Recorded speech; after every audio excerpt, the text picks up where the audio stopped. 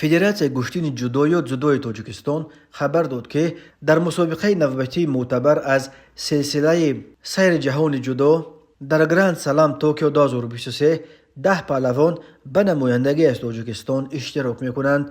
مسابقات توسگلوی بزرگ توکیو روزهای دوم سوم دکامبر سال 2023 با اشتراک 500 ورزشکار بیش از 84 دولت برگزار می شود. بنا به اطلاع فدراسیا، تاجیکستان را در این مسابقه سطح بلند 10 ورزشکار شناخته محمد صالح قواتوف و میرزاد صوفیف در وزن تا 60 کیلوگرم، امامعلی نورعلی و عبید جیبوف در وزن تا 66 کیلوگرم، بیروز خوجازاده و اکبر شیروف در وزن تا 73 کیلوگرم، سامان محمدبیکوف و محمد جان عبدالجلیل زاده در وزن تا 81 کیلوگرم، کامرانشاه استوپریان در وزن تا 90 کیلوگرم و امام رضا انورزاده در وزن تا 100 کیلوگرم معرفی میکنند. سبب به توکیو نرفتن پهلوان دیگر خوشنام تاجیک تیمور رحیموف که تقریبا از یگان مسابقه گرند سلام به مدال بیرون نمی آید گفته نشده است. فوند عمومی جایزه های گرند سلام توکیو 2023 154,000 یورو تشکیل میدهد. به غالب جای اول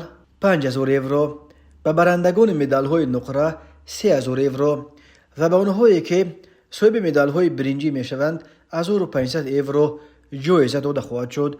گشتین جودو یکی از آن رشته های ورزش است که در آن ورزشگران تاجیک در عرصه بین المللی موفقیت های بیشتر به دست میارند. به تازگی در چمپیونات آسیا بین جوانان و نورسان در شهر تاشکند پهلوان بچه های تاجیک صاحب 8 مدال از جمله 3 مدال طلا، 2 نقره و 3 برنجی شدند.